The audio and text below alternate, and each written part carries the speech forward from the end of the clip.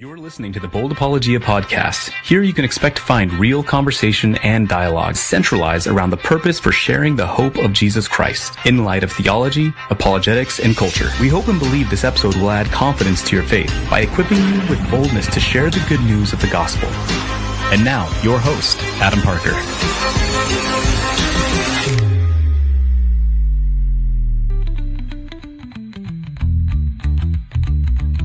Hey there, Bold Apologia podcast listeners.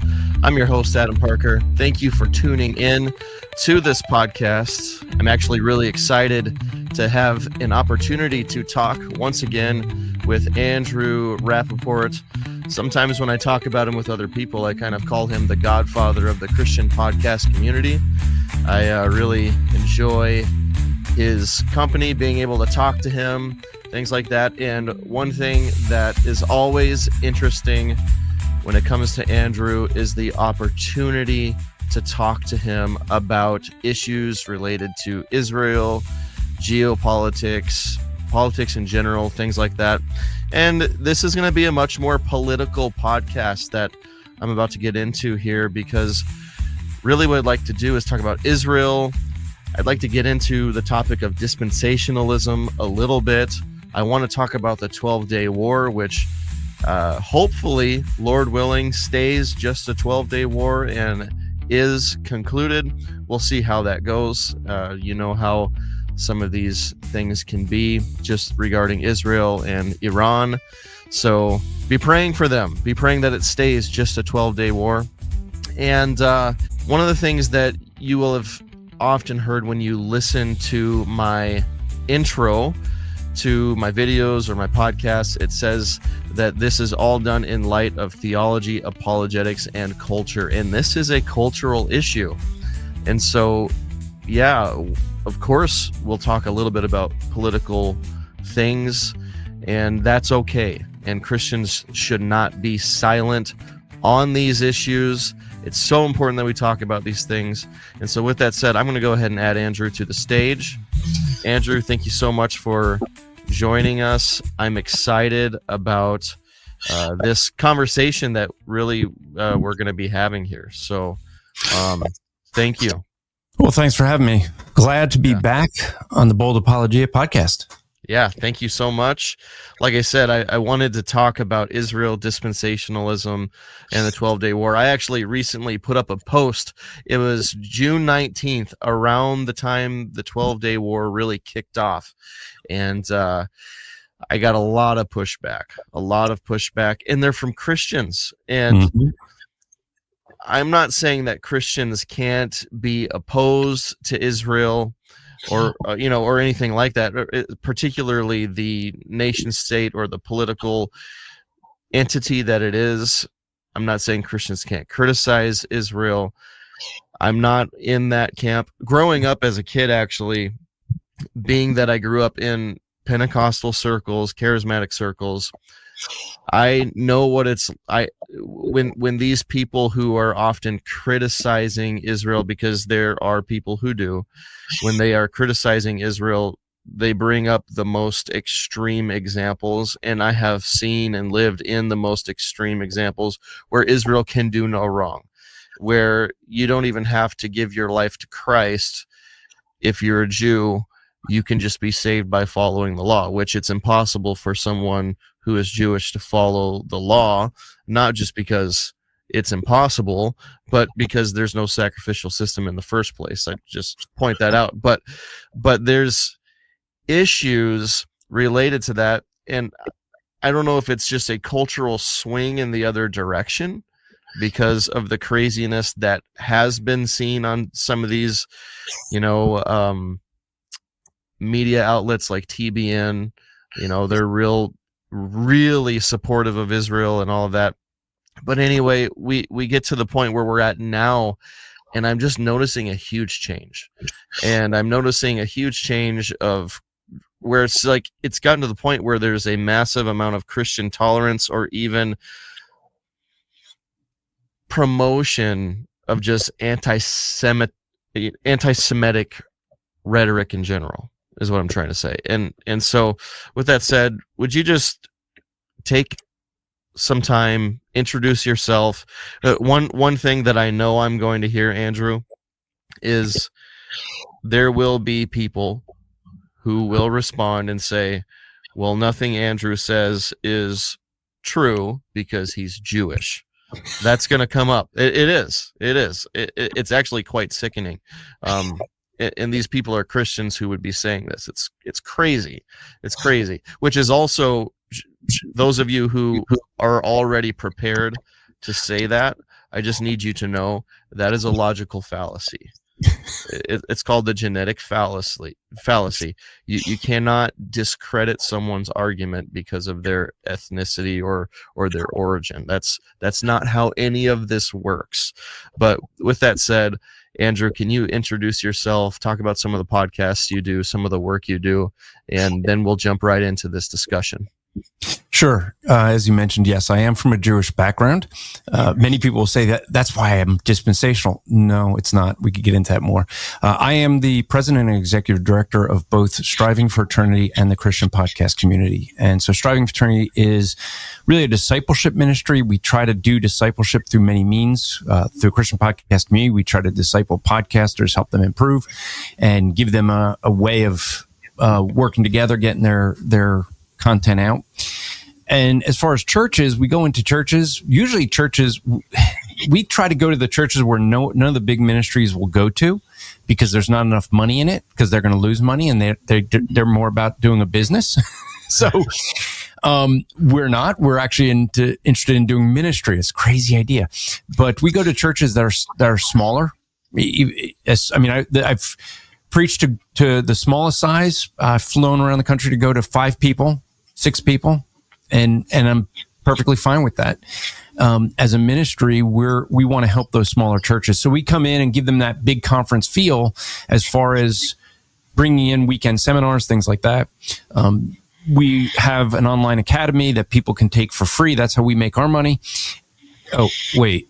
That doesn't quite make money. All right. So, but yeah, we have some courses out there they could take for free. And so that's a little bit about the ministry. To the points that you were saying, there's a lot of people who have been responding ever since really October 7th. I have seen a ton of people, more so with the 12-day war, which I kind of think Trump titled it the 12-day war for 2 reasons. There was the six-day war that Israel had, which just was to show how effective they were in their warfare, in their intelligence, and the same here. And that was with Egypt and a number of other nations, right? Mm-hmm. Yeah. I mean, it really was kind of creative. I mean, they had people that had basically set up areas underground where they would be able to come in quickly to Israel. And what Israel did was had a guy who worked his way up into the senior level and convinced them to put a specific tree, I forget what type of tree, but to put a tree at each of the spots so it would look more natural. And once they agreed to do that, Israel knew exactly where to bomb and took out all of their bunkers. Wow. And so, I mean, now they're just shooting missiles through people's bedroom windows. Yeah. I mean, the accuracy and they get accused of, they're killing families, and, they're taking out hospitals. And what we saw was the hospital in Gaza was taken out by people in Gaza that didn't have great weaponry. And that one went awry. Now, Iran hit a hospital in Israel. I don't remember seeing that in the news, huh? Not in the American news. What do you know? But after October 7th, and more so with the start of the 12-day war, we have seen a lot of people in mostly Reformed Camp Covenant theology camp that have been pushing back on Israel. And I think it's a theological argument that they're trying to argue for, rather than I'm trying to think what would be a good word for it, because there's some that actually just reject the nation of Israel altogether. And that's how far it has come. Yeah. And their view that Israel is the church has affected it so much that they're just almost rewriting history. Yeah. Actually, and I have heard some of the craziest art, like, so, and I know what you're saying too. The coming from the covenantal perspective, and of course they're going to be very opposed to the idea of a modern Israel or Israel being reborn, because God has rejected Israel in covenant theology. But even to the point where they're rewriting the history of Zionism. You know, a guy who I've had on my Rappaport podcast is, you know, Dale Partridge, and I had him on my podcast talk about head coverings, but he's got a new book out called The Israel Delusion: Challenging Christian Zionism and Reclaiming the Church as the True Israel. And when he posted this online, he said, the Jews are not the covenant people of God. If we confuse covenant identity with ethnic identity, we will misread the entire arc of redemptive history. Now, here's the thing. That doesn't change the entire arc of redemptive history. It just affects their view that they are Israel. Because the covenant made with Abraham was not to his believing children. It was to his children. Right? And it was from Abraham to Isaac to Jacob, Jacob being called Israel. What is Israel? It was initially that lineage that became a nation. And there's some people that deny that Israel is a nation today. That's how far they're going. They want to just deny, Israel doesn't exist. I had one person online who made the argument that there's no good reason, there's no reason we should be defending Israel. And I said, how about justice? God is just. They were unfairly attacked, and it wasn't a military attack because they went after civilians. And folks, especially on the left, don't want to make this point. Where did they attack? They attacked in Tel Aviv, one of the most liberal cities in Israel, at a rave where there would be a whole bunch of drugs and homosexuality. And the people that did the attacking said they were doing it for those reasons. So they went after civilians. So this was not just war. They went after it for all the liberals who are defending Gaza. I think all these Americans who are here, the leftists who are supporting Gaza, if they really want to make a difference, go there. See how long you last, because they would kill them quicker than those in Israel over their views. Because it's, and so you have people that have gone so far in their arguments, and it's unnecessary. The fact that there is a nation of Israel today does not deny covenant theology. No. Or at least it shouldn't, but in the minds of some, they cannot handle that God would bring Israel back into focus. And maybe I'll upset folks. Could it be that Donald Trump, all the Christians, at least the dispensational Christians now, covenant theologians don't like him. Could it be that he's going to bring about the Antichrist? I mean, could he be the one that brings peace to Israel? Just throw that out there. But, it's interesting that, I have been seeing so many attacks on dispensationalists online for bringing up Israel as and the view of dispensationalism and premillennialism. Everyone's all these dispensationalists. I do not see dispensationalists talking about Israel. I see covenant theologians attacking dispensationalists for talking about Israel. And I'm going, where are all these posts that you're all referring to? Because I'm not seeing it. Now, granted, maybe I'm not on enough, but I have a lot more dispensational friends than non-dispensational friends, and I don't see them posting it. I just see all the non-dispensationalist folks attacking us, saying we are.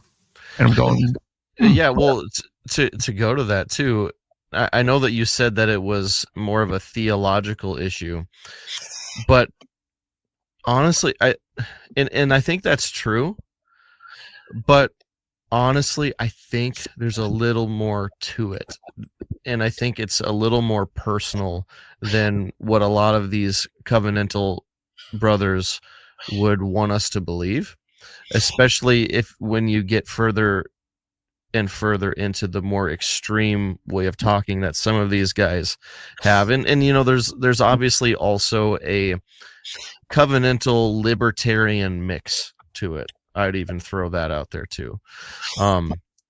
They take it personal. They take it personal that Israel exists, that our country supports them, and that we give them aid, that our military works closely together with their military. And if you go far enough, there is this bizarre theory or conspiracy theory that Israel is part of this secret cabal to control the world. And it's a Jewish cabal used to control the world and take over the world and stay in power, basically, which is interesting because I think Adolf Hitler had some pretty similar sentiments. But let's follow that for a minute. Some of these guys, not all of them, but some of them even deny the Holocaust. They'll deny the Holocaust. They will deny that Hitler was in the wrong. They'll deny that I have talked with some of these individuals who will say that Hitler even had a point. So there's this growing rhetoric of anti-Semitism coming from that particular persuasion. I don't think it's sourced out of it. I'm not sure where the source comes from. Maybe you have some ideas regarding that. But definitely this weird anti-Semitic flavor of theology. I don't even know if that's the right way to put it. It's Marxism working its way in. It's Marxist thinking. And the very people who hear me say that are going, there's no way I'm Marxist. You are. You're practicing Marxism. You're dividing a group of people. And their argument, the reason is because, well, the Jews they have a lot of money. They control things. Do you know why Jewish people raise their kids to be doctors, lawyers, people of influence, to positions where you make money? Because their theory is that if they make the money, and I totally disagree with this, but this is why so many Jewish people support Democrats. The thinking is if they support the party that would be willing to be the ones that are willing to kill them, they won't kill them because they need the money. That doesn't quite work, right? But the idea is that really at the heart of it, many Jewish families, just like Asian families, are very family oriented. And so when you have a majority of people that aren't family oriented, it affects how, those children are going to be, how well balanced they're going to be, how they're going to be producing for their family as they grow, things like that. So a lot of it is the family, and they don't see the core differences. It's also the fact that the Jewish people are being identified separate from every other group. Right. So it's just everyone else in America and then the Jewish people. And it's a thing where I find interesting because they don't call this out with the Muslims who actually are looking to do exactly that. Go to Dearborn, Michigan. They've taken over a town. They have their call to worship playing. Right. In Europe, the UK, the governor, the mayor of London, the biggest city in the UK, I just read a report that he outlawed the bells in churches being chimed because Muslims find it offensive while they're playing their call to worship first thing in the morning, waking people up. And it's like, wait, that country actually has a state religion, Anglicanism, which is the church. So the state church can't play their bells to not offend Muslims, but Muslims can play their call to worship, and somehow no one's supposed to be offended. It's bizarre. It is so bizarre. It is beyond me how that can happen. It's like you're so open-minded that you have surgically removed your brain from your head and left it out of there. It happens because, this is why I say it's Marxism. They want something that someone else has. In the case of money, a lot of people don't like Jewish people because, they have money. So it must be, I want, and that's what a lot of the Marxism is. Yeah. Everything's unfair because someone else has something I don't have and I should have it. I shouldn't have to work for it. They should just give it. I think theologically, as you see in Dale's title of his book, they want to be that covenant special people that God had in the Old Testament. And if God does something in the future with Israel, I think for a lot of them, they think, well, then that means I wouldn't be God's special people. No, God has been really clear. He was dealing with Israel. Israel right now is under God's judgment because he's working through Gentiles. And so, yeah, he's still working in Israel in a judgment way because of their idolatry and their sin and their rejection of the Messiah. And he is still working with them. But the fact that he's got a future plan for them, for some, it's like, oh, well, that means that covenant theology isn't. Well, I would disagree with covenant theology in the way they come about the interpretations. And this is why. Because what ends up happening is you're interpreting scripture through a covenant lens rather than interpreting the different genres of literature the way the rules are laid out for them. And that's why I'd be a dispensationalist, because I follow the rules of language. What they will say is, well, the Bible's a spiritual book, so it has to be interpreted in a spiritual way. My challenge with that is always, well, how do you get to decide what is the spiritual way and what is not? Because when you go to the Mormons, you go to the Jehovah, you go to any group, they do the same thing. How can you say they're wrong? How do you say Roman Catholicism is wrong with their style of interpretation, which is where the reformers got it from? That's why I don't think it's right to call people that are in our camps covenant theologians, because covenant theology came out of Roman Catholicism. What they hold is reformed theology, because it reformed it got rid of the magisterium and the tradition and looked just at the scriptures, but they kept that same hermeneutic, where dispensationalism was to step back and say, why don't we just be consistent with following the rules of language? God gave us language for a reason. There's rules for language, and we follow that. Now, does it fit perfectly? No, it doesn't, because there's times where God, in his infinite wisdom, he has dual meanings for things. He could say, out of Israel, I call my son, referring in the Old Testament to the nation of Israel, but in the New Testament referring to Christ. Yeah. Now, the difference there is I can say, okay, you know when I'm going to see that spiritualization or the dual meaning? When I see it in the Bible. Right. And I wanted to speak to that point on dispensationalism, just to kind of clear things up a little bit, because the automatic belief is if you support Israel, you are a dispensationalist. And I'm not sure where you fall in this, Andrew. I don't know if you're pre-trib, mid-trib, post-trib. I know that you forgot one. Oh, what did I forget? Pre-wrath? Pro-trib. If there's a tribulation, all for it. It's kind of like on pro-millennial. If there's a millennium, all for it. Pan-trib. No, see, I don't want to be. I don't like the pan. Pan means it's all going to work out in the end. No, like keep for it. For some people, for it. It's going to work out for some people. for others, they're not going to be. It's going to work out for God's glory one way or the other. So I'm all for that. Yeah. So you are for pan-trib then? No, because that pans out. I'm pro. Okay. I'd be premillennial, pre-tribulational for folks who know those terms. Okay, so that's where you'd fall, is the pre-trib sort of camp. It's not an area that out of all of the theological areas I teach on, I really don't focus a lot on end times.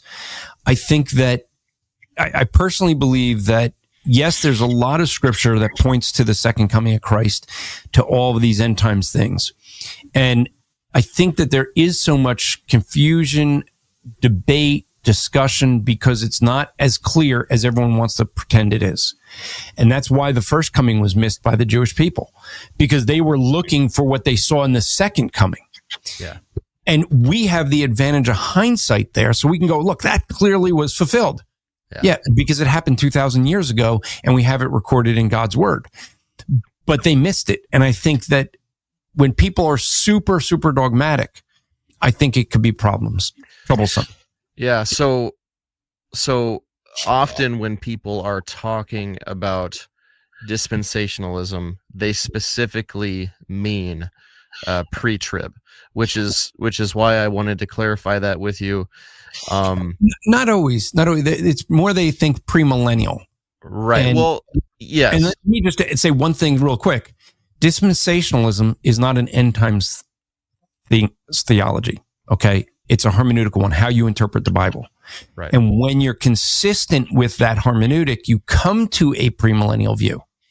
So it's a byproduct of dispensationalism, but so many people, if I say I'm dispensational, they go, oh, well, I don't agree with premillennialism, or I'm Amil. And it's like, right. That's nice. That has nothing to do with it. Everything is spiritual. That's like saying I eat fruit. Oh, I can't eat apples.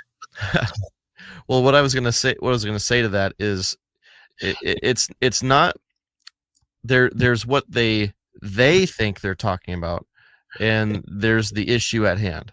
So people often think they're talking about those pre-trib, premillennialists. Now, there is historic premillennialism, which in historic premillennialism, you don't have to have the same conclusions as someone who believes in pre-trib. Now, with that, just throw out there, I am with you. I don't throw all my cards into the eschatological view, category. I'm really into soteriology. I'm really into Christology. I love typology. I love it. I don't get big into eschatology. I love ecclesiology, but I don't get huge into eschatology. But I kind of know where I fall into that. I don't know if you've heard of pre-wrath. I'm sure you have. Mm-hmm. I'm more into the pre-wrath view, and I think it kind of synergizes pre-trib, mid-trib, and post-trib quite beautifully, actually, in such a way where you kind of make sense of all of that, and then everyone can get along, and you can delete some of these Facebook groups online that where it's like, oh, it's pre-trib, oh, it's post-trib. Developed by a Jewish guy, by the way. Oh, interesting. Yeah. Interesting. Yeah, Marv Rosenthal. Yeah. Oh, yes. Yeah. And actually, it was my dad who got me into the pre-wrath view. So pre-wrath is you're going to face tribulation. Christians already face tribulation. So you're going to face tribulation, but you won't face God's wrath. So it kind of just splits up some of the... But Adam, what Christians in America call tribulation is not really tribulation. Oh, that person won't friend me on Facebook. That person won't talk to me. I'm being persecuted. Grow up. What you need to do, why don't you be a Christian in a village in Nigeria where the Muslims are going house to house and murdering everyone? Murdering them. Yeah. That's what real persecution is. That's tribulation. Yeah. So I just wanted to clear that up. So just for those who are listening, dispensationalism is a hermeneutic. It is not an end times view. Correct. It's a hermeneutic that will lead to specific views about the end times. For example, the restoration of Israel as a nation. It will lead to that. It will lead to, in a lot of cases, a belief in a pre-trib rapture, right? That's a fair comment to make. And there are some other things that will get wrapped into that. And so with that, I want to actually take note of an interesting interview that took place between Tucker Carlson and Ted Cruz. Ted Cruz, he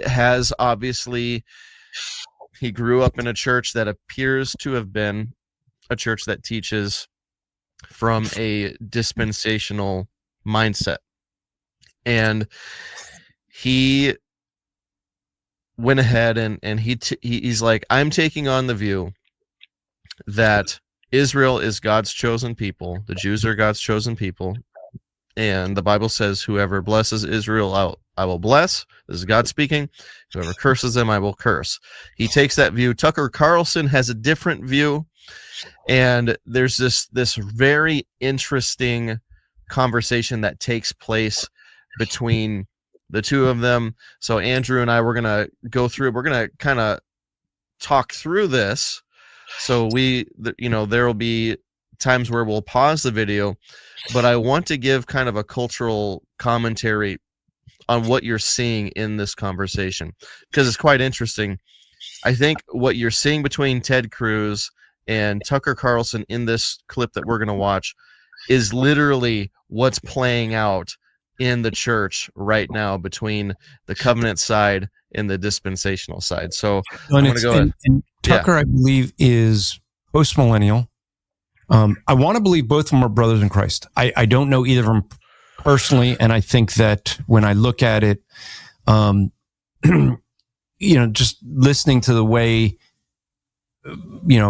Ted Cruz talks, he'll talk about religion, but he doesn't. Neither one of them talk like they really are a believer. Like, right. It's kind of, to me, it just seems like they go to church. It's cultural.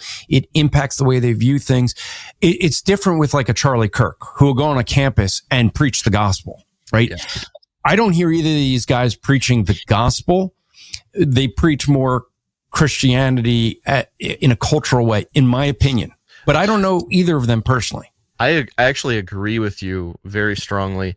I have no good reason, based on what I have seen from both of them, to believe that they are regenerate Christians. I have no good reason to believe that. And I don't have a good reason to deny it either. Yeah. So it's more like, okay, these are two guys who are talking about an issue that has been very prevalent in the church today, and taking on some very... If I had a bingo card, I would have never had Tucker Carlson talking about dispensationalism on a bingo card for 2025. That's just bizarre to me. So anyway, I'm going to pull that video up. We can get right into it. Oh, there we go. We'll get right into it, and I'll just tell you when to pause, because I think it's coming from your end. Yep. So go ahead and press play. Let's get into Iran momentarily, but you suggested it was a strange thing that I said a minute ago, that when I came into the Senate, I resolved that I was going to be the leading defender of Israel. And what you didn't ask is why. So let me tell you why. No, you said I was obsessed with Israel, and you had just told me that like your driving motive to get to the Senate was to defend Israel. I'm like, I don't think I'm the one who's obsessed with Israel. Okay, Tucker, words matter. Uh-huh. And you know Hold that. on a minute. Can you press pause real quick? That's interesting that he said words matter, because you were just talking about that. That words matter. And just before we go any further, I am frustrated by Tucker Carlson in this particular clip. He's just very bellicose. He laughing Ted Cruz off. And by the way, Ted Cruz wasn't all that impressive either, but I'm just saying, I may have somewhat of a negative bent toward Ted Cruz, or not Ted Cruz, but Tucker Carlson as we go, just because, I don't know, something has changed in him. I find that, whenever he is being pushed back on, he just laughs in this bellicose way, as if somehow that makes his position stronger. I don't know, but it's kind of annoying. So I'm sorry if you share that same perspective, but this is an interesting video to get into nonetheless. You want to go ahead and press play again? And for the record, I have not watched this. Okay. I've heard some clips on different talk shows. I've listened to Ted Cruz's podcast, so I heard his view of how this went. I actually have yet to watch this. I mean, you said you wanted it. We downloaded it so we could play it, and This is the first time actually watching it. So, so you get live reaction. Yes, but to what you said, I do want to say that there is the possibility. Look, Tucker Carlson is in media, okay, and so some of the clips I heard, I wonder if he was saying the things he said for the sake of cessationism to get the media attention. I mean, from what I understand from Ted Cruz, there was a period where he's like, we shouldn't bomb Iraq. And then, Ted Cruz ends up saying, well, they were threatening our president. And he's like, well, then we should bomb them. And it was like, if I haven't watched it, but if he did that much of a flip, that becomes very interesting. Yeah, agreed. So here we go. We'll play. Leading defender of Israel. And you said your driving motive, the reason you're in the Senate. You want to be the leading defender of Israel. I would think if I ran for Senate, I'd be like, there are people dying of drug ODs on the street. My driving motive is to fight for Texas and America, and to fight for jobs and to fight for the Constitution.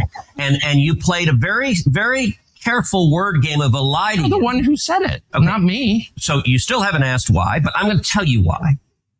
Okay. And the reason is twofold. Number one, as a Christian, growing up in Sunday school, I was taught from the Bible, those who bless Israel will be blessed, and those who curse Israel will be cursed. And from my perspective, I want to be on the blessing side of things. Of those who bless the government of Israel? Those who bless Israel is what it says. It doesn't say the government of, it says the nation of Israel. This is a good one to pause at. Bible, as a Christian. So that is a very important point to bring up here, because what that question that Tucker asks, if you bless the government of Israel, the question comes, if I support Israel, am I supporting the government of Israel, or should there even be a distinction? There's kind of a theological wordplay that takes place here. And Andrew, I was just wondering, is there anything that you would like to add to that? Because I'm sure that you've run into this particular thing. So if I don't bless the government of Israel, then I'm not a Christian. Or and really another question is Ted Cruz even using that verse correctly? I think he's using some verses from Genesis, and I'd like to hear some of your thoughts on that. Yeah, I think that, and I've heard this clip a couple times. This is the big one that people were playing, and I think where it gets interesting is, and I find it interesting that neither of them knew what the passage was. Now, I will admit, from what I heard in the clips, Tucker Carlson is going to give Ted Cruz a hard time for not knowing where the passage is, but he didn't know where it was either. Right? So don't give someone a hard time. And that's where I go. I think, look, both of them are good at debating, and there's some debate tactics going on. Okay. Ted Cruz saying, well, as a Christian, he knows Tucker claims to be a Christian. So whether he's doing it as a debate tactic, I don't know, but it's like, hey, you should be agreeing with me on this. The issue is how in the Old Testament is that? Well, it's in the context of all these countries, tribes, nations around Israel, and the idea that, God was going to very clearly, as demonstrated in book of Exodus, Numbers, that those who were going to come up against Israel, no, they didn't do too well, because God was going to fight for Israel as a nation. And we see that historically. A great example of that is Numbers 22 to 25. And that's with the account of Balaam. Now, most people know of Balaam because of the talking donkey. Okay? But Balaam was a Gentile who was a prophet for God. He goes and Balak wants him to curse Israel as they're coming into the land. And he just can't do it. But he wanted the money that was being offered. And so what he does is, and this is Numbers 25, but we don't see Numbers 25 attributed to Balaam until later in the scriptures. And so what you have there is Balaam wants the money. He figures he knows God will not curse Israel. So what does he do? He counsels Balak, the king, to say, hey, take some of your women, give them to the men, and God will curse Israel. Right? He knew God would bring that judgment, but he didn't want to be the one because he wanted the money that Balak had offered. Right? And yet he wants to be spiritual and not go against God. So it's like he tries to find a way he can have both. And that's, I think, what it's referring to is the fact that if you're going to come up against Israel while God is defending them, you're going to lose. Right. But when God is judging them, I mean, look, what was Nebuchadnezzar? He was God's judgment on Israel. What was Assyria? God's judgment on Israel. And God would use other nations who were not looking to bless Israel, but they weren't looking to do it, but God was using them this way to be an act of judgment on his right arm of justice against the nation of Israel. And the purpose of both of those were very clear in Scripture to basically knock out the idolatry that Israel had. And to date, Israel as a ethnicity, Judaism, as a nation, doesn't have where they chase after the gods of the neighbors around them. That captivity did cure them of that, as God said it would. And so I think that I don't know that I agree with Ted Cruz's interpretation of that. But it doesn't mean that Israel isn't, like, if God's going to do something with Israel in the future, then he's going to work with them. Right. And that's the question really that I think needs to be asked. Yeah, that's great. Thank you. We can go ahead and continue here. See what else Ted Cruz has to say. I believe that. Where is that? I can find it to you. I don't have the scripture This off is what you were talking about. Pull out the phone and use the It's in Genesis, but so you're quoting a Bible phrase. You don't have context for it. And you don't know where in the Bible it is, but that's like your theology. I'm confused. What does that even mean? Tucker, I'm a Christian. I want to know what you're talking about. Okay. Where does my support for Israel come from? Number one, because biblically we're commanded to support Israel. But number two, Hold on. Hold on. You're a senator, and now you're throwing out theology, and I am a Christian, and I am allowed to weigh in on this. We are commanded as Christians to support the government of Israel? We are commanded to support Israel. And what does that mean? Pause right there. So that was, Ted, poor Ted. I don't think he was as prepared for that particular part of the conversation. It's funny because he's the one that brought it up. Like, he is. Right? He's in this way. He's bringing up this argument. Yeah. And I don't think it's in numbers, by the way, just for the record. Because there's only 2 times it talks about blessing Israel, where you see bless and Israel together in Genesis. Did I say numbers? I meant Genesis. Genesis 48:20, which says, "And he blessed them that day, saying, by you, Israel will pronounce blessing, saying, may God make you like Ephraim and Manasseh." Thus he put Ephraim before Manasseh. That's Joseph blessing, or Jacob blessing the sons of Joseph. The other is Genesis 49:28, which just says, all these are the 12 tribes of Israel, and this is what the Father spoke to them.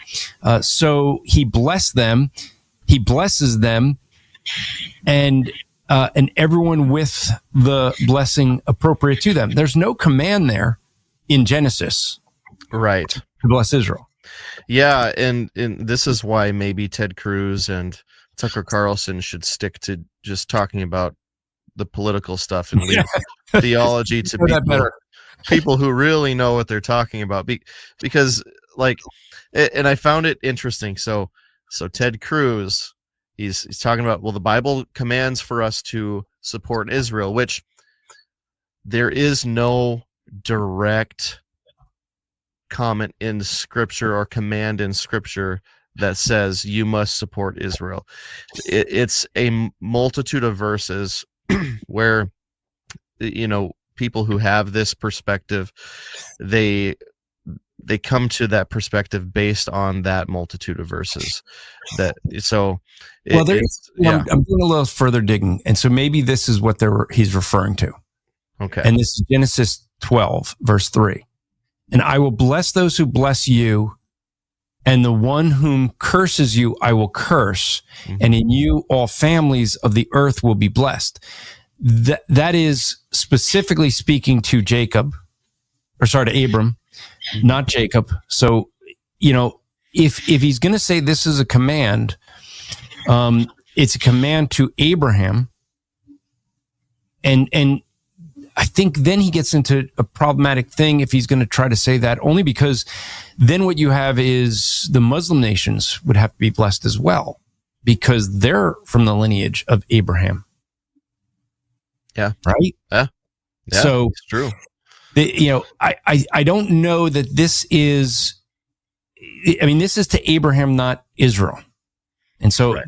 if he's speaking of this one, and I don't know, that's the only one I could find in Genesis that could apply to it. And if this is what's there are so many conclusions being drawn from that one text based on what they're talking about here, because you have Ted Cruz saying, okay, well, this verse means that I have to support Israel, and Tucker says, well, I don't see that. And you have competing, not just theologies here, but you have competing ideologies here, because that comment that Tucker made, well, it was really a question. Oh, so the Bible tells us we're supposed to support the government of Israel? That's a very libertarian argument. The Bible doesn't tell me to support the government of Israel. I have seen that come up often in these kind of conversations, particularly with those who come from a more libertarian perspective, who are skeptical of all governments, including the Israeli government. And so you see a little bit of Tucker Carlson's libertarian side coming out in that response as well. So it's kind of interesting. You're not just seeing a theology versus a theology. You're seeing also a political ideology mixed in with it as well. I agree with you there. I think that this is somewhat of a mixing of. I don't look at either of these two men as great theologians. No. Good in politics, maybe not here. Yeah. We can go ahead. Yeah. But what? Hold on. Define Israel. This is important. Are you kidding? This is a majority Christian country. Define Israel. Do you not know what Israel is? That would be the country you've asked like 49 questions about. So that's what Genesis. That's what God is talking about. The nation of Israel. Yes. So is that the current borders, the current leadership? He's talking about the political entity called Israel. He's talking about the nation of Israel. Yet nations exist, and he's discussing a nation. A nation was the people of Israel. Is the nation They're the God's descendants of referring Abraham. to in Genesis? Is that the same as the country run by Benjamin Netanyahu right now? Yes, it is. Okay. And by the way, it's not run by Benjamin Netanyahu as a dictator. It's a democratic country that elected. He's the prime minister, right? What? But just like America is the country run by Donald Trump. No, actually, the American people elected Donald Trump. The same principle. This is silly. I'm talking about the political entity of modern Israel. Yes, and that is. You believe Israel. That's what God was talking about in Genesis. I do, but that country's existed since when?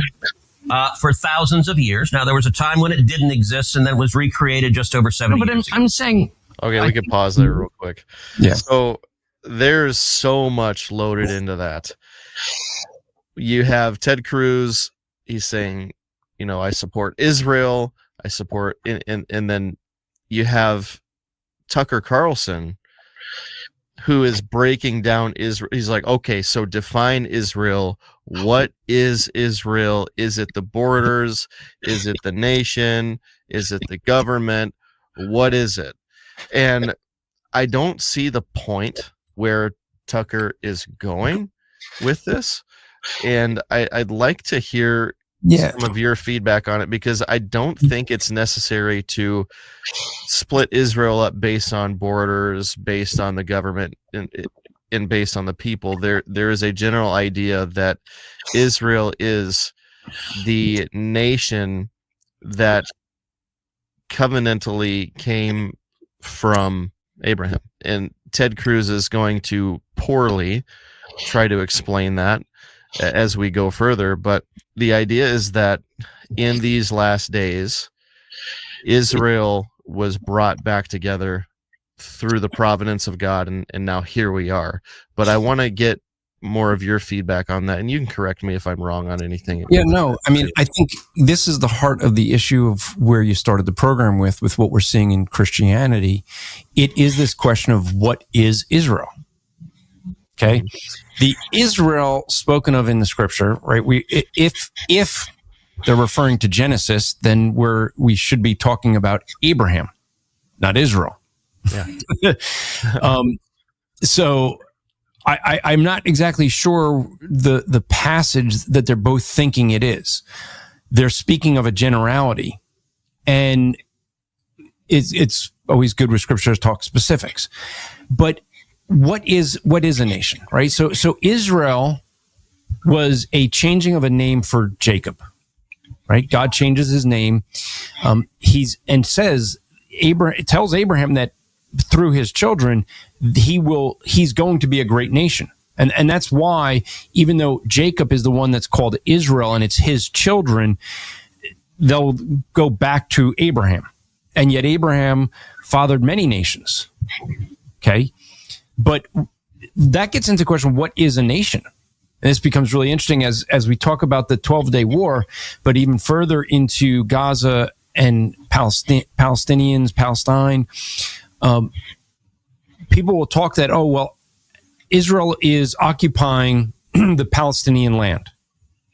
That land has been called Palestine since the Roman Empire as a derogatory term.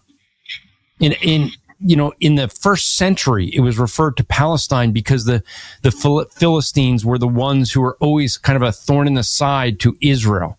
And so the Romans called it Palestine as an insult to the Jewish people at the time. And so what you end up seeing is that before 1948, and this may shock some people, but every Jewish person that lived in that land prior to 1948 was called Palestinians. There is no Palestinian language. There's no Palestinian culture. There's no Palestinian money. There wasn't that because it was never a nation. It was after Rome that there was fighting. The Turks took it over. Then there was a World War I, and the United Kingdom took it over. They took that by warfare. And then in 1948, they decided, those who owned it. So if it was occupied by anybody, it was the United Kingdom, not Israel. And they occupied it for 30 years before they established the nation of Israel. But even though Jewish people were spread all over the world, there still was a common language. There was a common culture. There, would be all of the elements. So even though they were dispersed because of let's call it what it is, the legalism that they went through in that period that I mentioned earlier of that captivity, yes, they were cured of idolatry, but they ended up replacing it with a man-made religion of Judaism that is all works-based and legalistic. But that legalism kept them in their culture, keeping that culture alive, even when they're in captivity, even for 2,000 years. Right. Or almost 2,000 years. Yeah. So there were a people, and it was passed down generation to generation. So when we talk, what is a nation? It is, it was reformed by the United Kingdom, but it is the group of people that have not only limited to those who have the hereditary descendants of Abraham, or more specifically Jacob, but it's those who have that culture, have that are part of that came back and formed it. Now, is the Israel in the scriptures the same Israel that's in the country today? And that's really the heart of this. And I think that's where Tucker's trying to go with it. And I think, I really wish that, Ted Cruz didn't bring this whole issue up because he didn't do well in this clip. I mean, I think there's other areas other clips I think he did well in, but this one, I think, and it's just, he brought it up, which is even worse. He wanted to make this case. And I think he thought Tucker was going to agree with him because I think he has been in Christian circles where everybody agrees with him on this view, and he hasn't really argued other theological positions. And you can see that because when he's arguing for Israel, what is he doing? He's addressing that Netanyahu is not a dictator, which Tucker never made that claim. Okay. But why is he doing that? Well, he's doing that because there are plenty of people, liberals, who are making that claim. Yeah. Okay. And just like they make the claim with Trump. And if people deny that, well, we just had a No Kings protest that they thought was going to last all summer. But when people started getting arrested, they suddenly stopped, right? And when their money was when the government was going after the companies supplying all the bricks and everything, that stopped. So I'd try Soros. Yeah, he'll try again. Trust me. But what you have is Ted Cruz was ready to argue the political arguments against Israel. He wasn't ready to argue the theological. No. And I think what Tucker is doing here is trying to get to the question, what really is Israel? Is it the same? And I think in one sense, yes, and in one sense, no. Okay. It is the same that there are descendants from Jacob, the 12 tribes that have reestablished themselves, that kept that culture, have kept the language, all of that. And I think they are, in that sense, yes. Is it in the sense that they're God's chosen people like in the Old Testament? I have a harder time with that. And I did an episode of my Apologetics Live podcast where both my co-hosts disagree with me. And we talked about Israel and what is Israel. And am I in discussing, and I purposely did not talk beforehand with the co-hosts because I thought if I explained through things, what did happen would happen, which is there was a lot more agreement than disagreement. And I think that right now, the Israel, which is not just the people in the land, but Jewish people around the world, are they God's chosen people? Well, right now, they're under God's judgment. So in a redemptive way, no, there may be some like myself, the remnant that gets saved, and we would be God's chosen people in this time period. But I don't think that Israel, the nation, is the same in the same covenant relationship as they would have been in the time that they were established and coming into the land. But I do think that God will bring them back into that relationship in the future. Yes. And that's where we would disagree. And that's where I say, I don't think the covenant theologians should have an issue with Israel. The issue they really have is God going to bring Israel back into the center of his plan? And I think for so many, let me put it this way, Adam, you and I talked about this in our differences with, the charismatic gifts.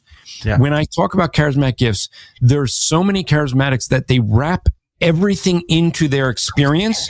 And when I say that I don't think the gifts continue, the challenge I so often get is, are you saying I'm not a Christian? Because they've intertwined their experience of those gifts with their Christianity. Okay. I think what you have here in the video you wanted to play is a great example of, because I think Ted Cruz has too entwined his support for Israel into his theology.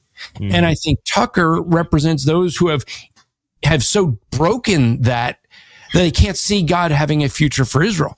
And I think that's a lot of what you see online is people that if you say that there's going to be a future for Israel, you're questioning their whole theology. You're questioning their salvation. They've too intertwined it. And I think that is the issue. I think there's continuity and discontinuity between Israel and the church. By the way, for those who deny that, for any covenant theologians who say, no, we are the true Israel, my argument there would be, do you keep kosher as commanded in Scripture? And they're going to go, oh, well, that was done away with Christ. That's not what Scripture says. The sacrificial system, yes, but keeping kosher, no. That's to keep you holy, to keep you separate from the world, unless you think you don't need to be holy anymore. That's why in Judaism, it's called holiness laws, not some law of ceremonial law that didn't come about to the reformers.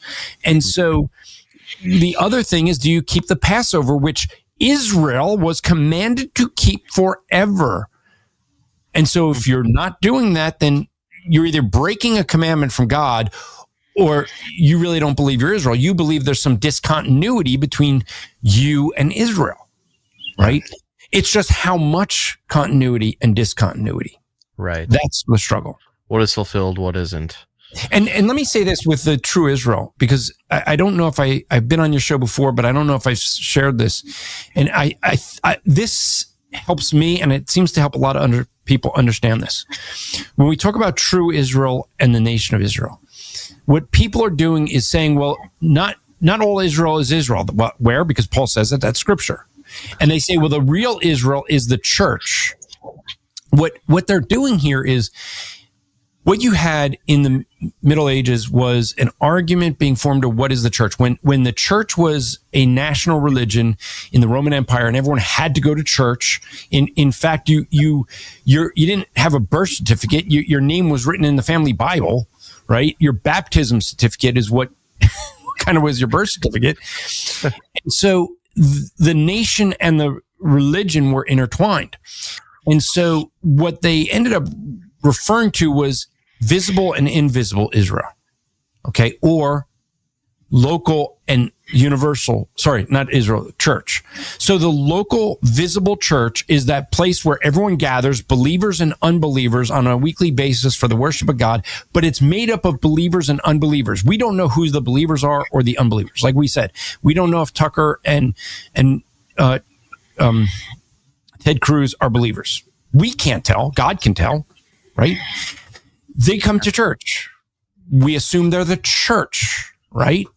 So they were making a distinction between that and the true church, the universal, invisible church, that church that is made up only of believers everywhere in the world. Now, we make that distinction with the church. What the covenant theologians need to do is make that same distinction with the nation of Israel, because it applies one to one. There's a nation of Israel, the visible local nation that is made up of believers and unbelievers. Now, it's not that they're going to a building for worship. It's that they're born from a lineage. And then there's the spiritual Israel, or the universal invisible Israel, that's made up of those who are believing everywhere. Yeah. You see, now we can find some continuity in the spiritual Israel, spiritual church. Okay. And in that sense, I can agree. That's where I don't see it as this completely disjointed thing of Israel and church.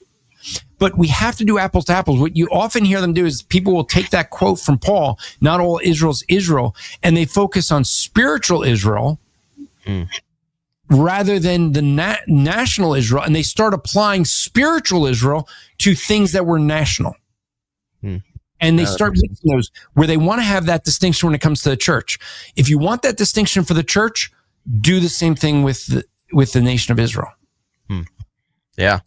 I think we can continue, and I think we're going to get this last bit of Ted Cruz and Tucker, and then I do want to talk about a post I did recently on my Bold Apologia podcast Facebook page and just kind of go through some of the comments here. But right. I want to check out this last bit with Tucker. People understand that line in Genesis to refer to the Jewish people, God's chosen people. That's not what it says.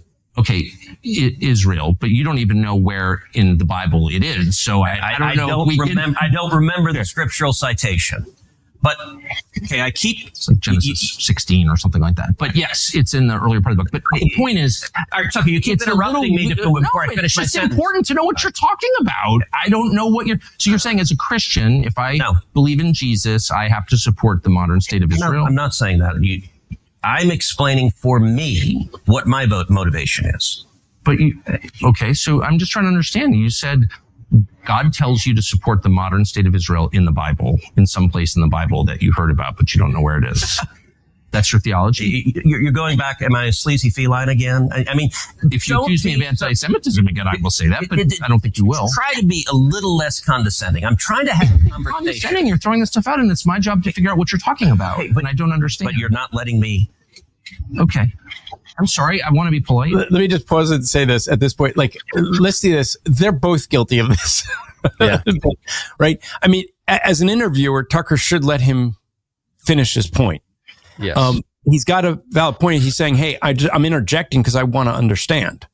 And I think that's legitimate too. It'll be easier to understand if you let him complete a full thought as well. You know what he reminds me of? There was an interview a number of years ago between Jordan Peterson and a woman, Kathy Newman. Tucker Carlson is the conservative Kathy Newman. You can quote me on that. Just cutting him off left and right. And I will say this: I would not put Ted Cruz and Jordan Peterson on the same kind of intellectual totem pole by any means. But just making the point, he's cutting Tucker is cutting Ted Cruz off quite a bit. Yeah, and Ted isn't a very good debater. I mean, he is. I mean, sorry. Yes. He's a good debater. And, when people do debates, especially when you're trained in high school, college, doing on debate class like he was, there's debate tactics. And some of it good, some of it not. I mean, he's calling Tucker out for the interruptions. I think that's fair. Tucker's doing debate tactics as well, possibly, in the as you point out, the laughing, because I think Tucker is trying to seize on what Ted is saying without having to actually engage with it, because I think he's not so comfortable with this either. Mm-hmm.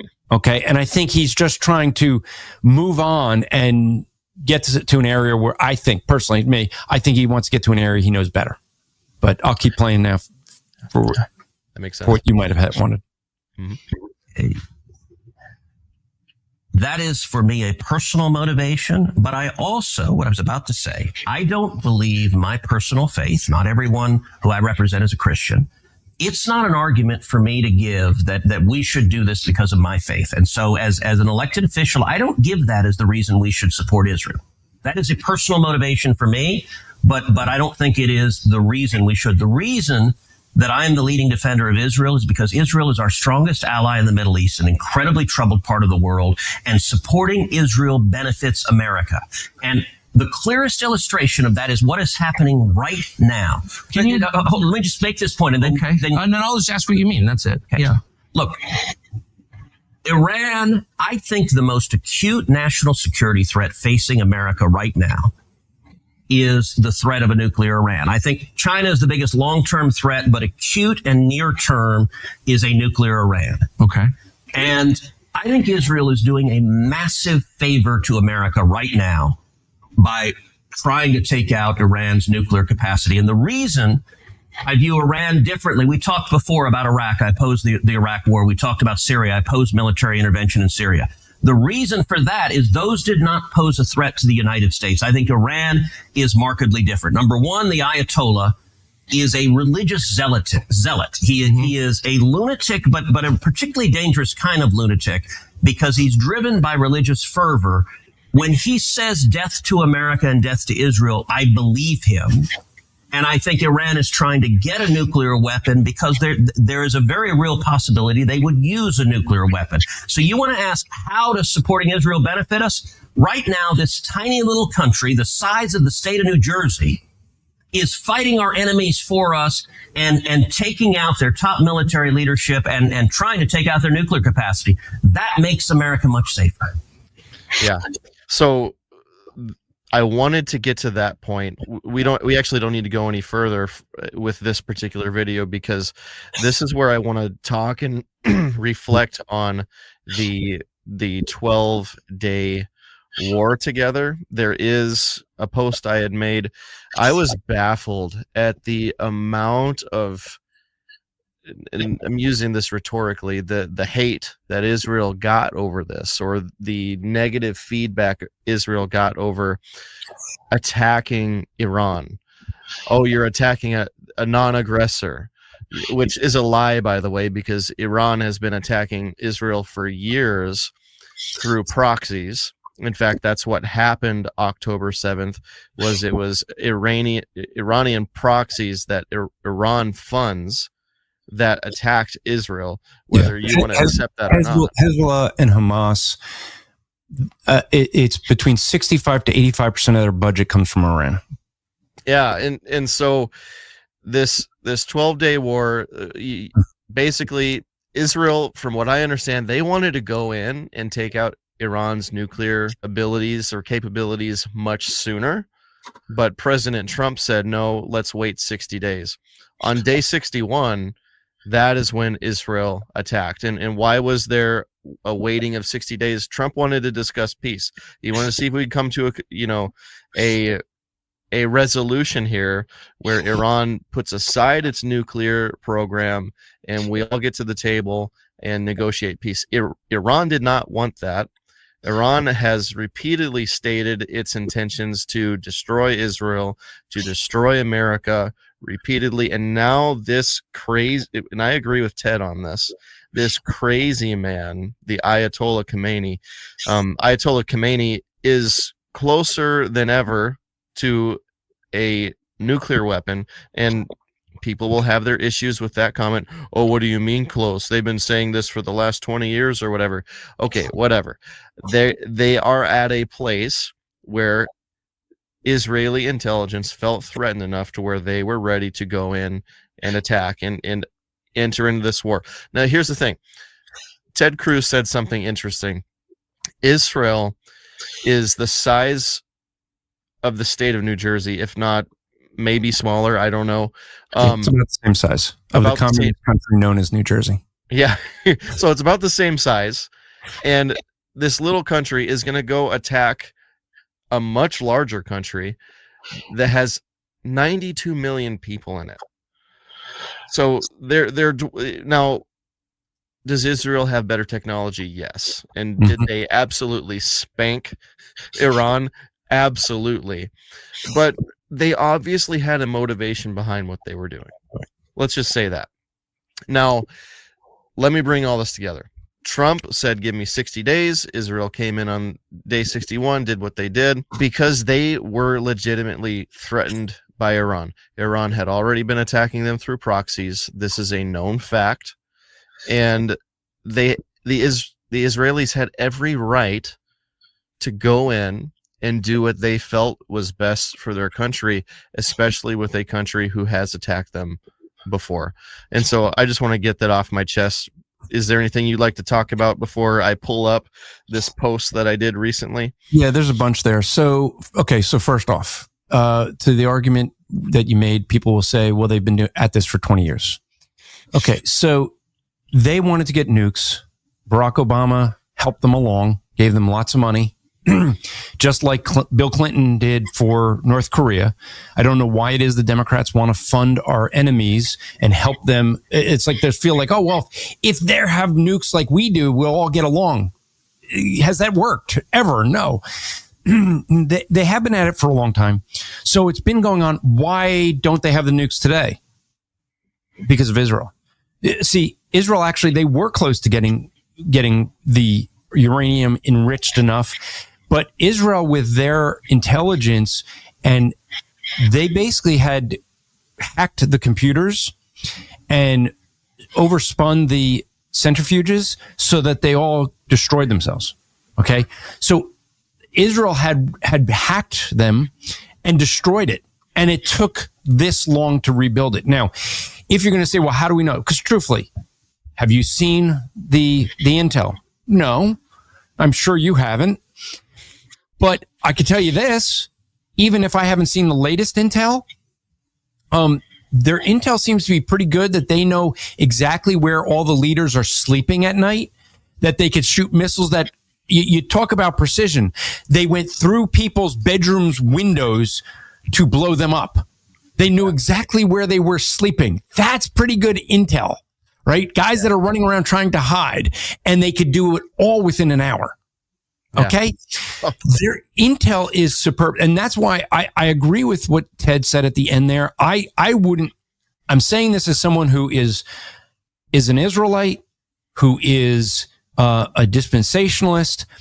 I do not think the United States government should be supporting Israel for a religious reason. I think that would be a violation of our Constitution.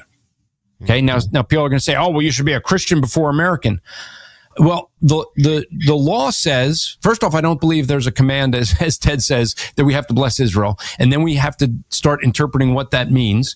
So I'd first have to get that verse, because if it's the verse, Tucker said Genesis 16. I read the one from Genesis 12, and that's talking about Abraham. I don't think it's a command. I think it's a generality for a time that they were going to go through 400 some years later. And so I don't know if that applies to us today, okay, to bless Israel. So the point there is, I don't think that you can say that that's a command from God for us to do. Now, someone could correct me and tell me I'm wrong. But if it's not a command, then we go with a command, Romans 13, that we follow the law. And the law of the land for America is the Constitution. And so we should not be defending Israel for that purpose. However, as Ted Cruz said, Israel is our best ally in a region where they want to, in some areas, want to blow us up. We were attacked on, September. Some of you may not even know this date, but September 11th, 2001. Some may not even be old enough to have been born then. I was in kindergarten, I think. Yeah. Wow. Thanks. But the thing being is, when you look at that, here you have a country that's an ally of ours that has defended us there and helped us there. And we've always put restrictions on them. They go to these countries that attack them and they start fighting back. And because Israel has such precision and force when they go to war, everyone jumps at ceasefire, because they start wiping people out quickly. That's why they had a 6-day war. This is referred to as the 12-day war. It was 12 days for Israel. America got involved, and it was a 1-day war. So people, now there's all the debate of whether we really did any damage there. Look, ever since Barack Obama, they have been delay. Trump basically said to Israel, finish the job. Yeah. Okay.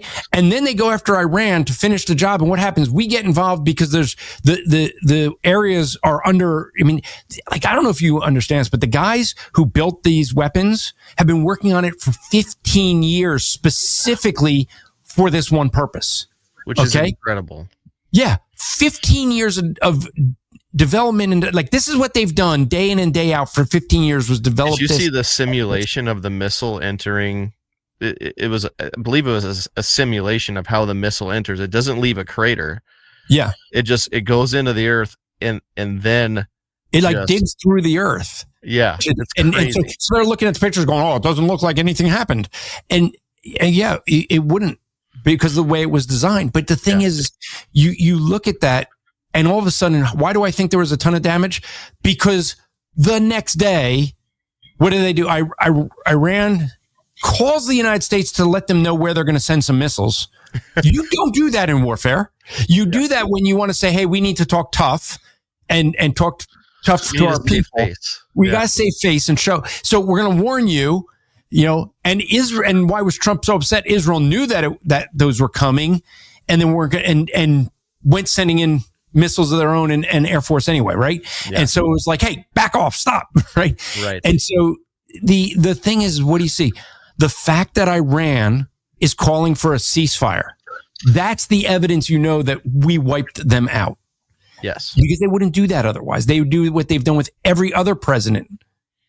Well, in the report that the media was gushing, oh yes, we did nothing, and the damages were minimal. Well, okay. And I like what Secretary Hegseth had to say about that. It's based on linchpin assumptions, where if your assumption is wrong, everything else is wrong too. Yeah. So, and it was an initial assessment, and there's low confidence in that assessment that was made. Let me answer this from my background. So I actually have a background of developing intel that did go to PBDs. That would be a President Daily Briefing. Okay, so I've gathered intel that has gone to both President George W. Bush and Barack Obama. Okay, when you first have an incident happen, there's a ton of intel. You're going through lots of it, and so there's basically they're going to put markers on it. Do you have a strong confidence, weak confidence? There's going to be different things. This intel, and Hesef brought this up, the fact that it says there's low confidence in it. Why?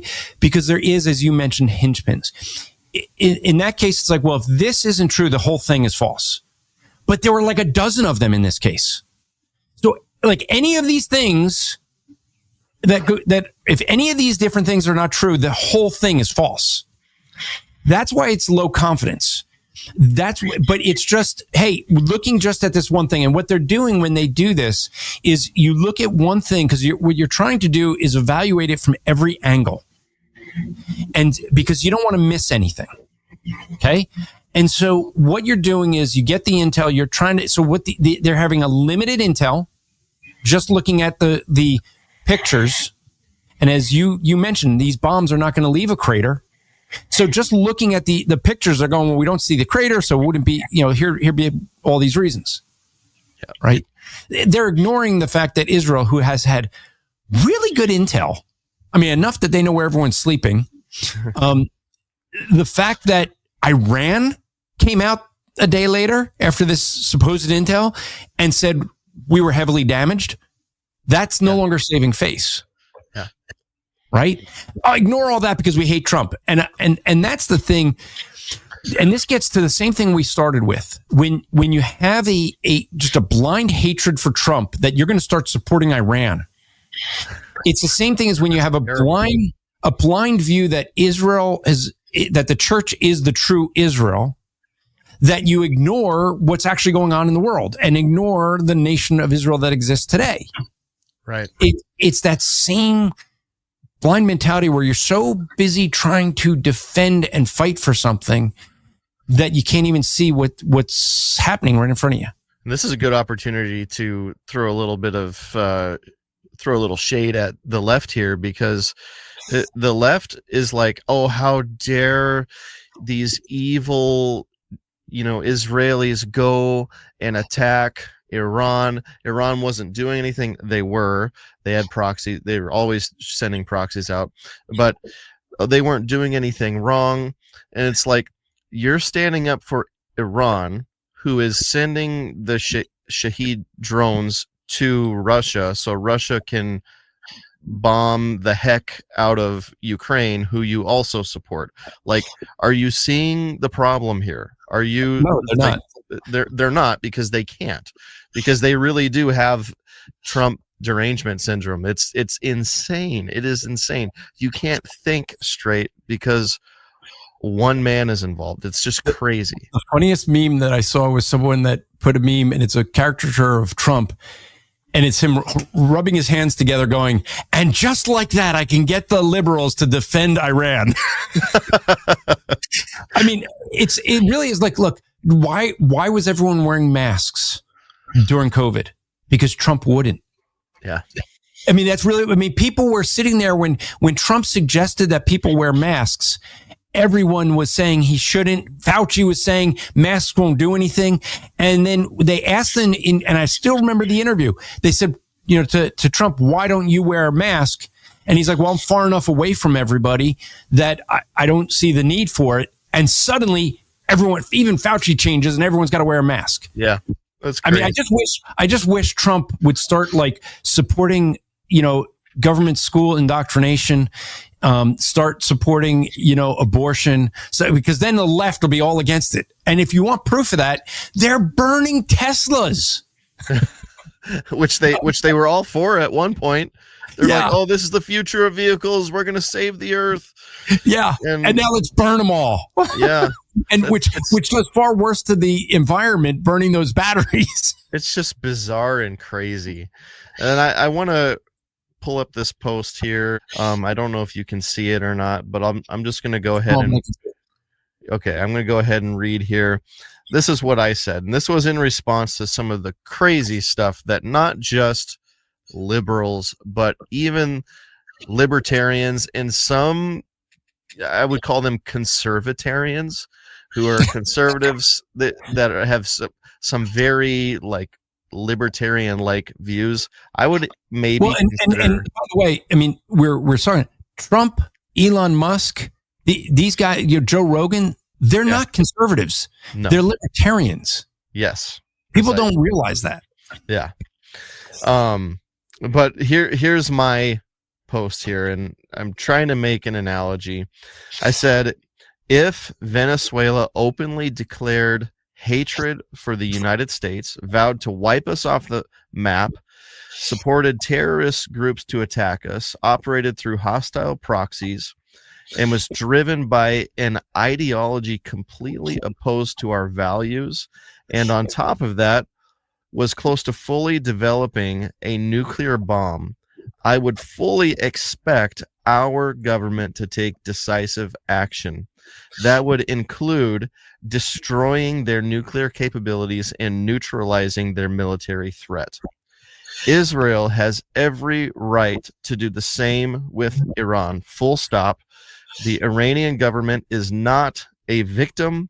I don't know why this is so hard for people both on the right and the left to understand. And boy, did people let me have it for saying that. I'm sure. I was just going to say, you got a lot of hatred from that.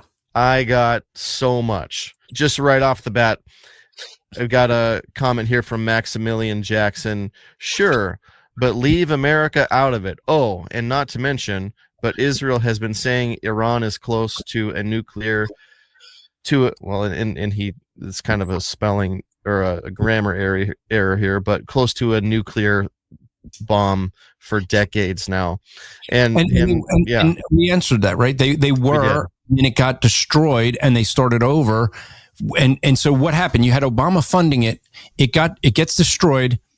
Trump wasn't going to refund it. So it took Biden to refund it. Right. He released all the money that ended up being used for, the October 7th attack. So when you say keep America out of it, I'd argue America was the cause of it. The attack on Israel on October 7th was funded by Iran with money that was released to them from the United States. Yeah. So if they didn't release that money, there would never have been an October 7th attack. So when you say keep America out of it, I wish America would have stayed out of it. Right. I got another comment here from this profile is called Mike Cuts Lawns, and he says, from what I see, for a living. What's that? I wonder what he does for a living. He might be doing. I'm pretty sure it's like lawn care. Yeah, that's my guess. Yeah. From what I see, the issue isn't with a country acting in its best interests.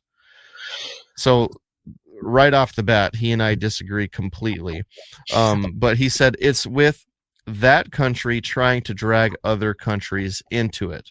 Using your analogy, how should the people of Brazil react when the United States requests they help support the attacks on Venezuela by the United States?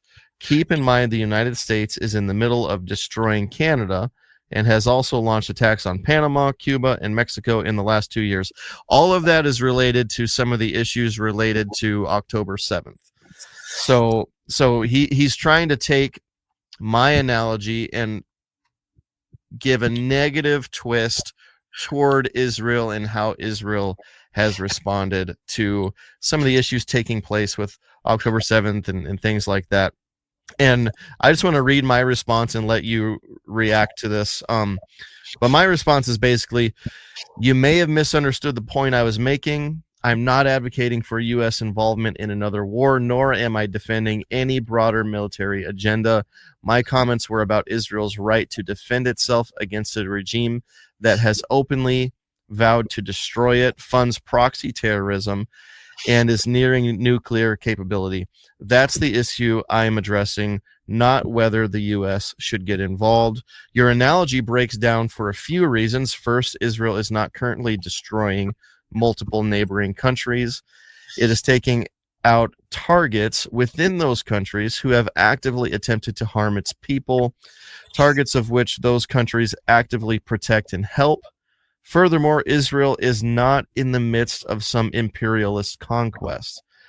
That part of your example is an exaggeration not grounded in reality. Second, self-defense against an existential threat is not the same as a campaign of aggression. Iran funds Hezbollah, Hamas, and other hostile forces. It has directly and indirectly attacked Israel for decades. Israel responding to that is not the same as the U.S. inventing a war against Venezuela while attacking half the continent. Lastly, your Brazil comparison fails because I never mentioned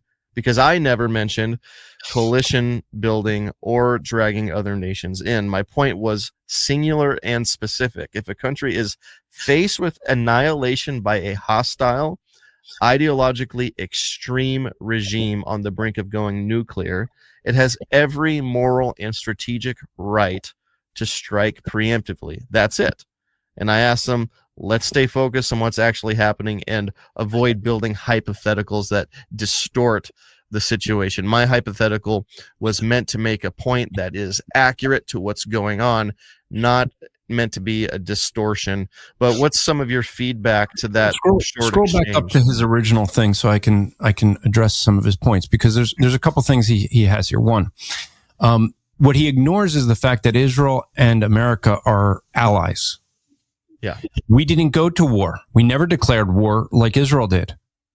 We were asked by a ally to use weapons that we had and they didn't. No different than, and I'm sure if he's going to be consistent, he has been very upset with the billions of dollars that went to our Ukraine, right? I doubt it. We spent billions of dollars, and folks, we sent troops without a declaration of war.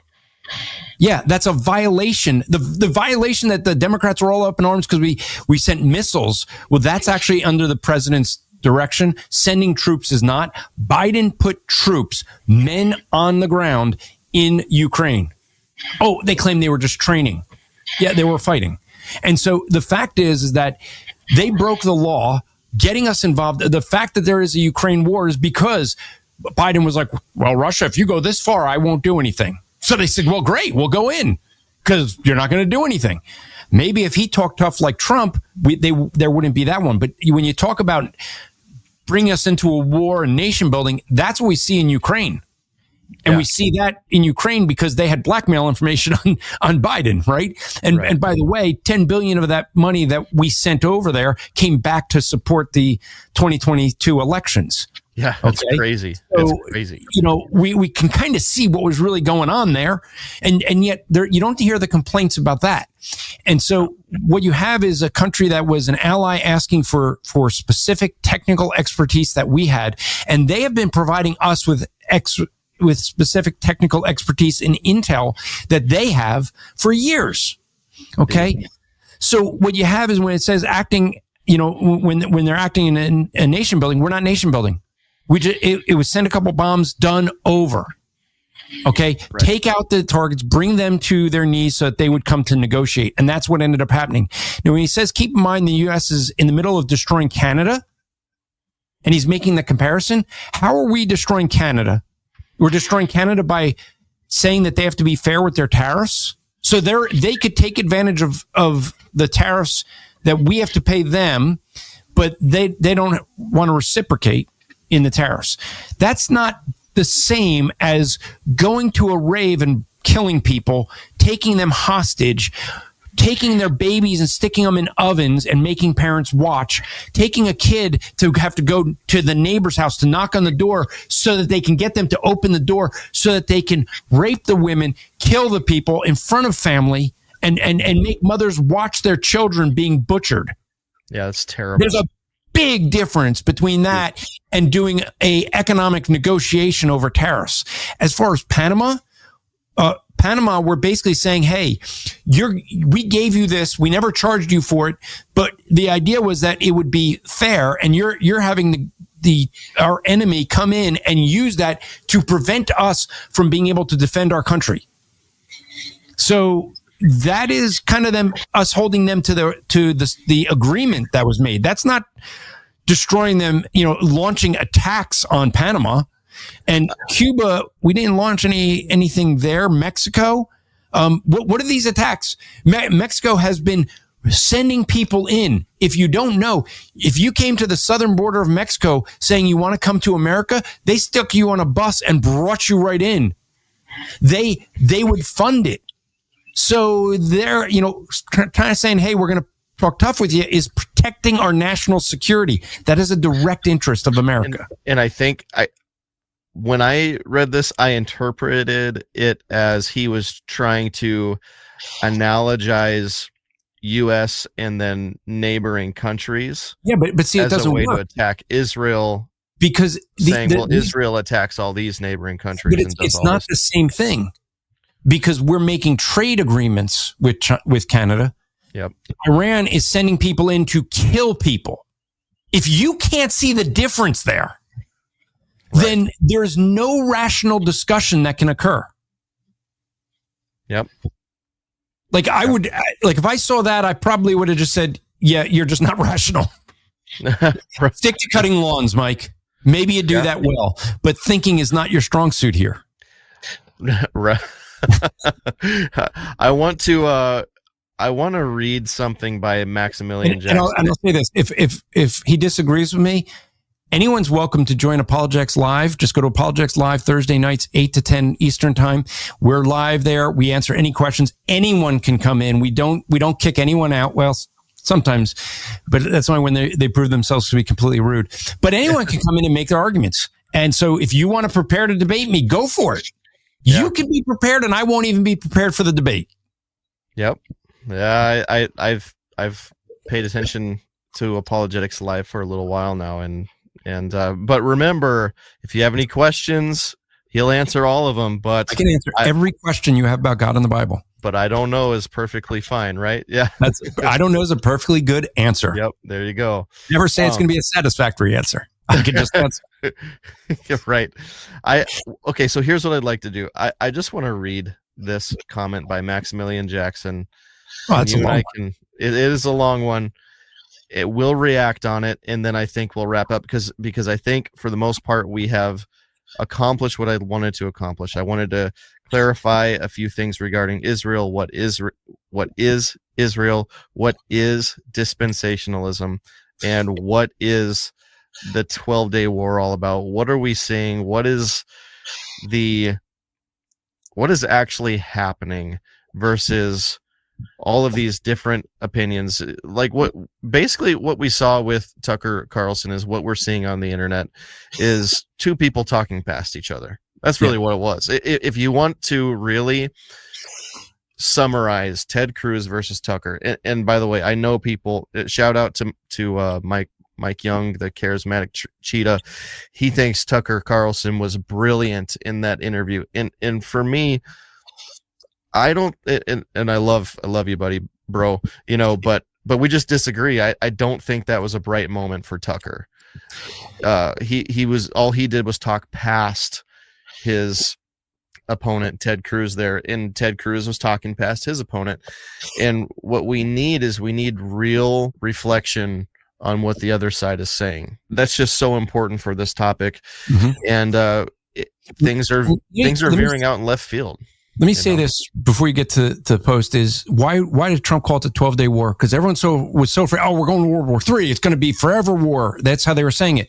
Yeah. The reason he called it a 12-day war is to make the point, it's done. It's over. We did what we did. Everyone's pulling back. Now it's time for negotiations and peace, right? So calling it the 12-day war says it's over, right? That's the whole thing. And back to the Trump derangement syndrome, you have the left now wanting to argue whether it was any good. So literally, one of the other funniest posts I saw this past week was someone posted, the day before the bombing, CNN says that Iran is years away from nuclear weapons. The day after the bombing, we did nothing. They can have nukes tomorrow, right? and so they're instead of just saying, "Hey, we're done with it," because they kept saying we're going to be in war forever. Now what are they doing? They're saying, "Well, we didn't do anything. We didn't accomplish anything," because they want to ignore the success that occurred. Yeah, and that it's over. And reading Maximilian's comment here, he brought up what he said about Israel being close to nuclear weapons, and I said, close could mean a number of things. I mean, sorry, Iran being close to nuclear weapons, not Israel. I said close could mean a number of things. If a country that hates me is 3 years away from a nuclear weapon, I think that's close. That's really close. Granted, there's a lot of details that go into this. Well, even 4 years, because that's a different president. If you had another Joe Biden, then we're toast. We're done. Yeah, because they're not going to do anything. Yeah. So there's that. But I needed to make it clear that I'm not for us going into war. And I think you are in the same spot there. You're not for us going into war. With that said, we did what we did, and we were effective. And I think Trump made the right decision. He made the right decision with what he did, despite the what's a good word for it? The meltdown that the libertarian side of the Trump wing had over the situation. It actually went quite well. And there was no regime change. There is no forever war, like you said. And, he's like, in my mind, close can only mean one thing if I am using that as a decider of whether or not to start a war. And yes, so essentially he's saying close means I'm saying this so I can go to war. That's not the case. He's speaking out of his own ignorance here. But he says, and yes, I've heard multiple people say that Iran is weak, but then those same people say Israel is right to be worried by it. Which is it? Well, dude, Iran has the ability to get nukes. They're so close. Of course they should be afraid of that. Well, they were, but there's a different aspect. They were weak, and then we strengthened them. America did when Biden gave them billions of dollars. Yeah. So if you're going to blame someone, blame the Biden administration, whoever was controlling the auto pen, for releasing that money. Absolutely. His critique of Israel is this: Israel should be seeking a better future with its neighbors, including Iran. Okay, hold on. I got to interrupt there because they are. It's called the Abrahamic Accords that, by the way, there's talk. The rumor is Syria and Libya are going to join that accord. So Trump not only got 4 of the countries around Israel to do a peace deal on his first term, he may get some of the biggest enemies of Israel coming to a peace agreement now. Yeah. So there's rumor there's 4 more countries that want to be added. So thanks. The bombing did it.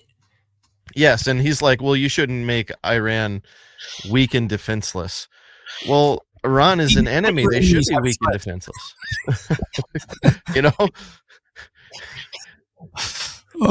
Iran was already pretty weak. But this is the kicker, though. He says, that's not how a nation works. Imagine if Europe ran that way. That's what Hitler tried to do. It's like, dude. And by the way, like, I talk about this very thing in my response, which is also another really long response, and I won't try to get into that. But I say, finally, your Hitler comparison is historically ridiculous. Hitler wasn't trying to keep the peace by weakening dangerous regimes. He was the dangerous regime, slaughtering millions and conquering neighbors. You inverted the story entirely. Like, he's going to go and compare Hitler to Israel. Well, there's a big difference there. And and this may seem odd, but because I think a lot of people misunderstand Hitler. Hitler was unlike Israel. Israel's not trying to take these countries over to occupy them. Okay. Israel's is trying to defend itself against enemies. Hitler was trying to take over what he thought was German territory. And he was doing it through peaceful means until it couldn't be peaceful anymore. Yeah. Okay. And so when he went into Paris, because of treaties that Paris had with other countries, it brought the UK into war. Not that they wanted to, but because of treaties, they had to. I think Hitler would have been fine with trying to take over all those countries without war if he could.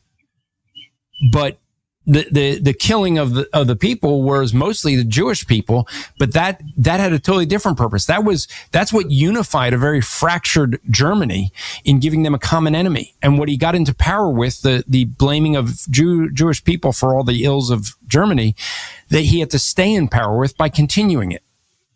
And it got to the point where he was killing millions of Jewish people. But the war was a kind of a separate thing. See, that was something of him just trying to, in his mind, take over the countries that should have been German. Israel's not doing that. It's a ridiculous comparison, but I guess you can make any comparison as long as it's against Israel. I forget who it is that says once someone brings up Hitler, the conversation's done. Right. Yeah, that's a good point. That's a good point, and that's actually a good point on both sides, because there is a number of people out there where if you criticize Israel at all, then you support Hitler, and that's just not true. Yeah. You can criticize Israel. It is okay to criticize Israel, as long as you've got a good reason for it. This is not a good reason to criticize Israel at all. This is ridiculous. I want to keep reading here just to give you an idea. He says, I think Israel could easily deal with its Iran problem and leave Iran and its nuclear program alone. That's just laughable, by the way. If it would agree to a two-state Palestinian solution. Israel has already tried to do that. So the reality is, for folks that don't understand, there is a two-state solution right now. It's called Hamas. It's actually a three-state solution. It's Hamas and it's Hezbollah. So Israel has the land. They gave that land over to those people to govern. And by the way, there were people forcibly removed from the land. Yet Gaza was this wonderful area, and many Jewish people were forcibly removed by the Israeli army out of their homes that had been in their homes for generations, so that the people that are there now could run it themselves. There's a three-state solution. It hasn't worked. And by the way, Iran doesn't want a two-state or three-state solution. They want a one-state solution. They're the ones calling for the elimination of Israel. Yeah. They've never worked for a two-state solution. You can't work with a country that wants you gone. You can't. Correct. They don't want you gone. They want you dead. This guy's not thinking in reality whatsoever. He's like, you need the two-state Palestinian solution. You need to sign agreements and treaties with all of the bordering Arab nations for protection and aid. Aid. They did that with the Abraham Accords. So let me say this, and this will be the kind of maybe the final thing I'll say on this. Yeah, is this: people have to recognize that not everyone thinks like you. So many of these people, they're using leftist arguments, are people who are trying to argue as if the people in the Middle East are Americans. It is a totally different culture. Yeah. And the things you value here in America, like individualism, they don't respect. No. They don't see that. Like, we don't value hospitality. That's a huge thing there. We look at things individually. We don't think of it as an area of shame and pride and honor. We don't value honor for generation after generation. They do. And so they have a long-term view, and they value strength. Why did they bow so quickly to Trump? Because he was the first one to come with strength, and that's what they value. And for those who know the name Nabil Quresh, people would watch him debate, and he would debate American Muslims very different than Middle Eastern Muslims. And he said, why? Because in the Middle East, if you don't show that you're passionate, if you don't show that your voice is raised and you seem angry, they believe you don't care. And so they think you don't really believe this. So he had to debate differently to the audience so that they would understand. And if you think that those in the Middle East have a Western mind of thinking, you're wrong. And that's why these arguments that they think are so strong, they don't work. I wish they would. Yeah. Yes. And it's amazing just how, man, maybe we should have some geopolitics classes in public schools, or maybe just get rid of public schools. I don't know, but there, yeah, got you there. Yes, I just want to say, Andrew, thank you for being on the podcast. Thank you for your expertise in this area.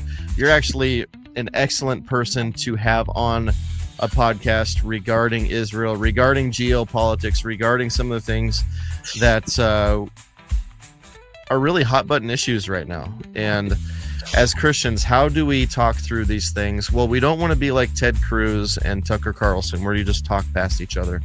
You really want to make conclusions based on what is actually true. What is the truth? What's the case?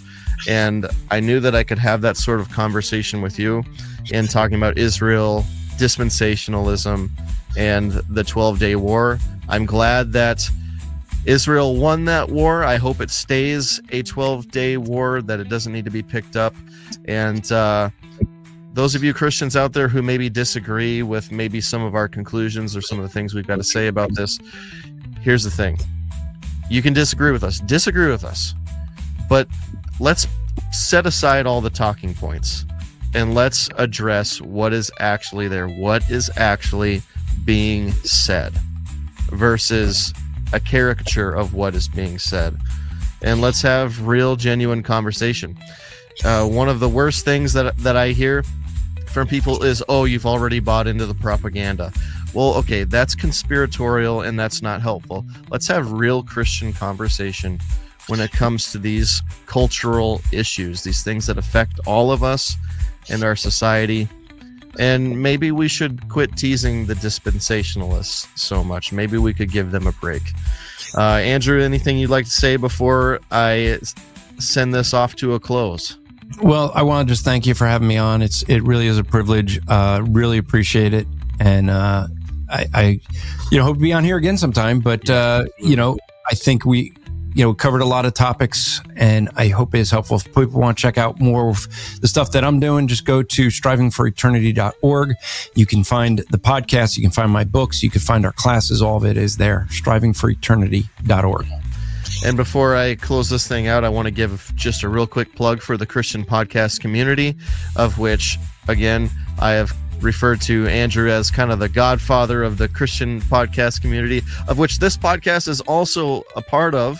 So if you can look into that, look into the Christian podcast community, there's a lot of other great podcasts on there, and you'll find something that you'll enjoy. I guarantee it. So with that said, thank you so much, Bold Apologia podcast listeners. Looking forward to the next conversation. Thank you for tuning in. I hope you enjoyed this. If you have any more follow-up questions, let me know. We could probably get Andrew back on the podcast and have a follow-up conversation. With that said, thank you, everyone. Hope you all have a wonderful, wonderful, wonderful upcoming weekend as we go. And God bless. And thank you for listening to the Bold Apologia podcast. To find out more about Adam Parker's projects, writings, or guest podcast episodes, visit his website at www.boldapologia.com. There you can get more information regarding Adam's works, contact him to be a guest on your show, or leave him a comment for Q&A. Until next time, thank you and God bless.